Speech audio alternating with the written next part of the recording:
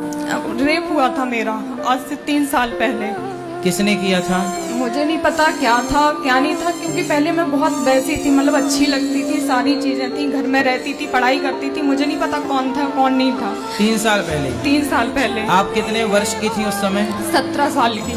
17 साल की। और तो कौन लोग थे, एक था या 2 थे? 3 लोग। 3 लोग थे। तो आपने पहचाना नहीं? नहीं, मैं घर से स्कूल ही जा रही थी, उस टाइम पे मेरे सर पे डंडा मारा और उसी मंदिर में मेरा रेप किया। डंडा मारा तब आप बेहोश हो गई? हो गई, मेरा पूरा सिर फट गया था पीछे से, तो मैं बेहोश हो गई। और मेरे घर वालों ने मुझसे ये कहा कि तू किसी और के साथ भाग गई थी, और उस चीज का दर्द मैं आज भी झेलती आ रही हूँ। नाबालिग में मेरी शादी कर दी गई उसी 17 साल में। शादी हो गई आपकी? हाँ, एक ऐसे लड़के के साथ जो कि मैं 17 साल की और वो 31 साल का था। तो अब कहाँ है वो जिससे शादी हुई थी? मुझे नहीं पता कहाँ है वो भी, उसको ये चीज पता चली। साल भर बहुत मारपीट, इतनी मारपीट के मुझे खाना भी 2 दिन की बासी तो देता आपके था। पिता ने आपका सपोर्ट नहीं किया? नहीं किया, उनको लगता था कि मैं किसी के साथ भागी हूँ।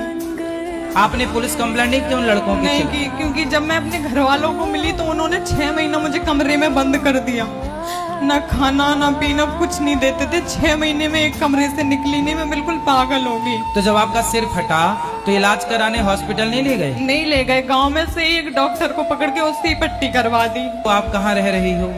वही बता रही हूँ आपको। फिर ऐसा हुआ कि मैं ग्वालियर आई, ग्वालियर आके मैंने ग्राफिक, एडिटिंग, सारी कैमरा चलाना, सारी चीजें सीखी खुद से।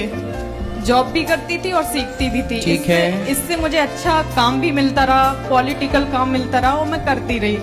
तो घर वालों को लगा कि मैं अब ठीक ठाक हो गई हूँ, तो मुझे बुलाने लगे। पहले कोई सपोर्ट नहीं कर रहा था। जब आप पैसा कमाने लगी तो बुलाने लगे? अभी दिवाली पे वो लोग परेशान थे, तो मेरे पास फोन आया कि बेटा पैसों की जरूरत है, कलर करवाना है, ये करवाना है। मैंने 60,000 रुपए उनको डाल दिए, बिना कुछ सोचे, बिना कुछ समझे। मैं खुद की हालत नहीं संभाल पा रही, तो कल मुझे घर से निकाल दिया उन लोगों ने। अच्छा। ये कहकर के मेरी बदनामी हो रही है। जब मैं पैसा देती थी तब घर पे बुलाते थे, तब बदनामी नहीं होती थी। माँ बाप बड़े स्वार्थी हैं भाई। देखो यही है बाप भलो न भैया, सबसे बड़ो रुपया।